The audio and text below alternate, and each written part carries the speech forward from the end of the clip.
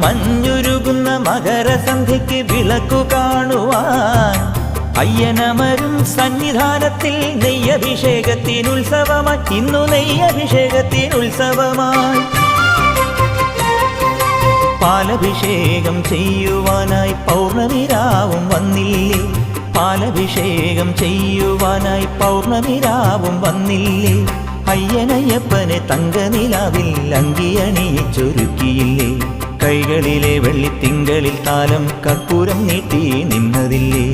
കാത്തുരക്ഷിക്കണമെന്നെ നീയെന്നും കന്നിമൂല ഗണപതിയെ, കാത്തുരക്ഷിക്കണം കനിവു കാട്ടണം പന്തളത്തിൻ തിരുമകനേ.